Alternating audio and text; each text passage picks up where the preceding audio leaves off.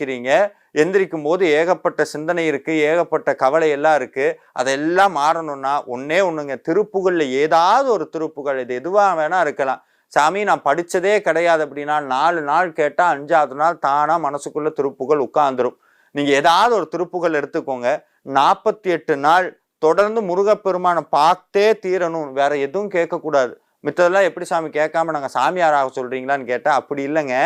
முருகப்பெருமான் மனசுக்குள்ள வந்துட்டா நீங்க என்ன கேட்குறீங்க அதெல்லாம் தானா பின்னாடி வந்துடும், நிச்சயமாக வரும். அதுக்கு ஒரு சாட்சி தான் நான் சொல்லிக்கிட்டு இருக்கேன். நீங்க ஏதாவது ஒரு திருப்புகளை தினமும் காலையில எந்திரிச்சு முருகனை நினைத்து மனசார அதை பாடணும் அப்படின்னா நிச்சயமாக முருகப்பெருமான் கனவுல வருவார். கனவுல வர்றது மட்டும் இல்லைங்க, நீங்க எந்த கோயிலுக்கு வரணும், அது ஆறுபட வீடா இருந்தாலும் சரி, இல்லை எந்த முருகனுடைய கோயிலுக்கு நீங்க வரணும், உங்களுடைய கர்ம வினையை கழிக்க வல்ல திருக்கோயில் எதுன்னு முருகப்பெருமானே அதாவது